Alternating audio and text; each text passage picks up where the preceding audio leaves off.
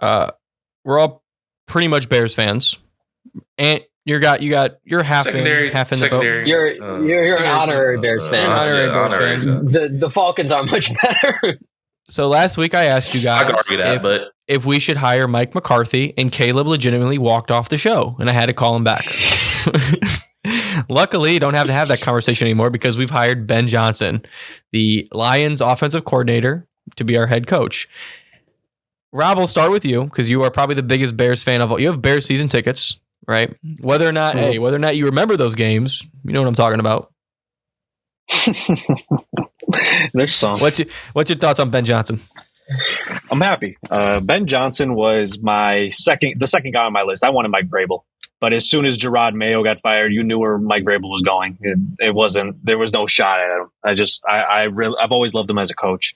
But you got the top guy that was available. The Bears actually did it. They went out and they got him.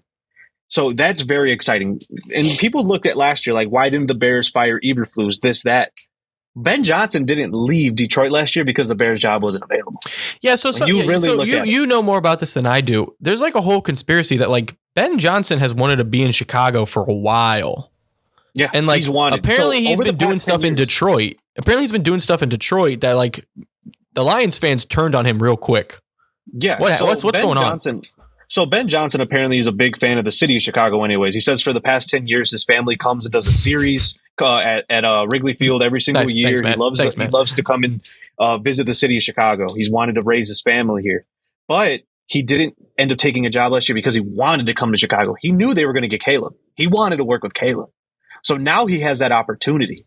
And he gets to do what he wants to do. You saw in his presser, he said, I'm not going to come and bring the Detroit Lions offense, like play for play, to come to Chicago. He said, I'm going to work and make sure this offense is exactly what we need to do. He said, we're going to go down to these studs to build this foundation of exactly this perfect offense that needs to come to Chicago. That's what you want to hear. The biggest question I have for him now, because I'm happy we got him, we got the play caller, we got the guy that could do it, but can he build the rest of the foundation? Can he get that DC? Can he go get the OC that is going to, really help this offense as well, which is, I've heard rumored, the Detroit Lions' offensive line coach, which I would love because that is the biggest struggle that has been going on with this Bears offense. Can you go get a DC, which is rumored Dennis Allen? Dennis Allen has always been a good defensive play caller, not a very good head coach. So can you build this foundation here in Chicago? I think he will. He's making a lot of money for it too. But the Bears got their guy. Ben Johnson is where he wants to be.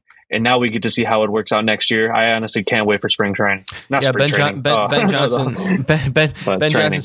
Johnson said, "Hey, we're gonna change everything up here. We're gonna build from the ground up." And then the McCaskies came in. We're like, "Hey, big fella, we need you to relax. We ain't got the money for that."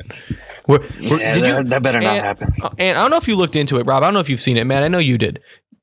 And Rob, do you guys know what the 1901 project is? I think you brought it up to me, but I can't remember. And did you look through that when I sent you the other day? So it's not the McCaskies. It's Matt. What's the owners of the Blackhawks name? It's Reinsdorf is the Bulls. Yeah, and then and the White Sox. And who else? God. What's the owner of the Wirtz? So the owner of the Blackhawks and then Jerry Reinsdorf, who owns the Bulls and the White Sox, they just announced they have a 15-year, $9 billion plan to update and renovate and build around the United Center in Chicago, and they're gonna raise it up. Yeah, it's a big thing. Like there's housing, there's gonna have more jobs, everything, and it's a lot of money, and it's like your guys' franchise suck. Like the Bulls are bad, the White Sox are the worst team in baseball, and the Bulls aren't bad. The Bulls are mid. They're mid. Like they are constantly in the middle. Worst place to be. No, it is absolutely. That is the worst place where they're like, we're fighting for a playoff spot. Pick a direction. Suck or really be good. I wouldn't pick be a direction. Point being, I wouldn't be surprised if in the next couple months or years or so, the McCaskies hop on that because it's like, oh my God, money, and they fucking go crazy, right? Listen, they're the city of Chicago is very upset. They did not get a World Cup 2026 match.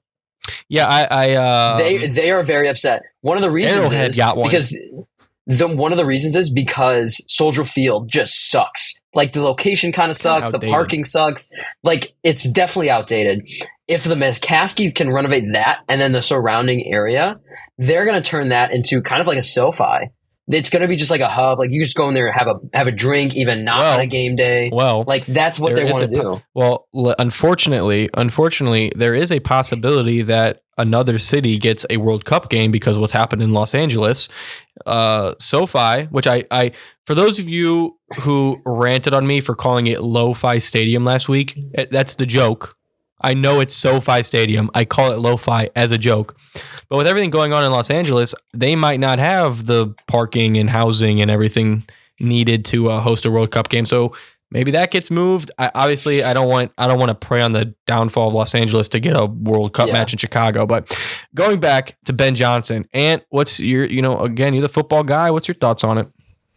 One of the things I love about Ben Johnson going to the Bears is that it's Caleb Williams' second year. Like, Caleb Williams literally, I've seen quarterbacks in the past. You look at Baker Mayfield, look at all the offensive coordinators that he's had. It's like, it kind of can scramble your brain. It's like, do I really have the talent? Am I good enough to play? All you need is that just one coach to just believe in you and have enough faith, and that has won before, to literally show that, yes, you can build a foundation. You do have the right skills. You do have enough talent. And I just love to see it, man. I love to see that it's his second year. And it just brings so much positivity for the Chicago Bears. And I love how you said, Rob, with the offensive line coach, because, man, I've been saying it for the past at least 2 years. Like, we have the wide receivers. The defense always is going to be great. Defense always going to be great. Have the wide receivers, the running back, but that offensive line is so crucial. I look at Swift. It's so hard for Swift to get to that second level whenever I watch him run, because that offensive line just cannot open up a way for him. And it's just good to see that. Hopefully he do get hired and can be the offensive coordinator. But as far as Ben Johnson, it gives positivity for Caleb Williams. Let me ask one more question, and I'll let everyone go around one more time. If Caleb Williams is the quarterback of the Washington Commanders this season, is it the same situation? I think that it's very close. I honestly do. When you look at Caleb, look at the way Caleb played. Caleb didn't turn the ball over. Caleb was able to do a lot, but Jaden Daniels has a very good play caller. Caleb had two play callers that both weren't good, but he still ended up having a solid season. So just look at what he could have done so you replaced DJ Moore with Terry McLaurin. They're kind of the same guy, right? Right there in that 10 to 15 range of wide receivers. You go to the next level. They have better running backs, Brian Robinson and Austin Eckler. I'm not a fan of DeAndre Swift. Yes, you have Keenan Allen, you have those kind of guys. Rome Odunze, a very young guy. You have Dynamic Brown on the other side. There's a lot of guys that would have worked on both sides.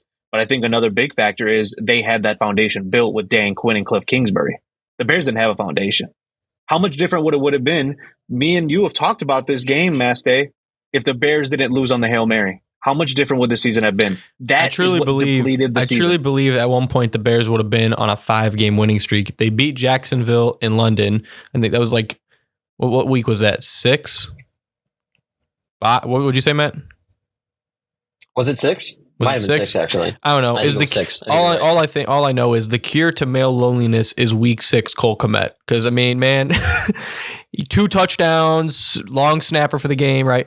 So you win that game, right? And then what's the next game after? Is the game after that the Commanders? Yeah. Okay, so you win that game. That's 2. That game sent shockwaves through the organization. Then you take on the Cardinals and the Pats. Easily win. Yep. I think you easily win the Pats game. The Cardinals game is a battle, and then it was a non-divisional match, that 5th one. And I'm like, I think they easily went on a 5-game win streak. It's like the Chiefs, and again, it's always Jim, that kind of looked like Mahomes right there. Always bring up the Chiefs, but it's like realistically, it's like again, a couple of different plays in the season is much different.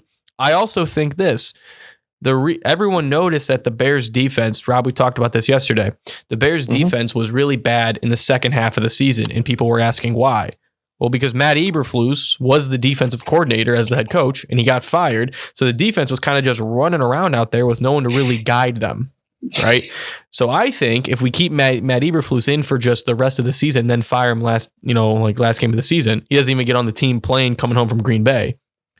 I think the Bears probably win maybe 2 more games.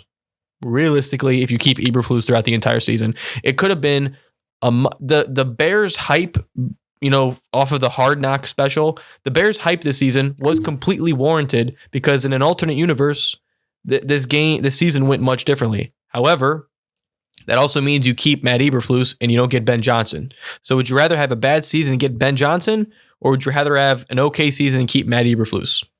That's the question. I think we'll find bad out. Season, yeah, I think we'll find out. A bad season with Ben Johnson. Yeah, if we ask Sonny Santana, I think he would say execute Matt Eberflus on the spot. Yeah, he said a lot about it, and I think that when you look at it, the Bears are in a much better situation now than they were to start the season, because you're going into year 2, Caleb. Now you're also going to have another year with DJ Moore. You have $60-70 million in cap space, and I think their biggest guy to go after is Trey Smith on the Chiefs, because you need that right guard, because those 3 guys in the middle. Brutal, just brutal. I can't tell you how many times I saw Coleman Shelton on his ass. It was just brutal. But I will say, is there anyone that is having a better start to 2025 than the Bears? You beat the Packers in Lambeau for the first time since 2016, and now you have your head coach. It's pretty good. We're the only. I don't know, man. Josh Allen is marrying Haley Steinfeld. So I mean, that's dude. Dude. I don't care. I would happily go 1-15 if the last game of the season is against the Packers and we win. I don't care. I don't care, dude. In 2025, dude. I don't care. I will happily do that any day of the week. Give me any season. I'll go 1-15.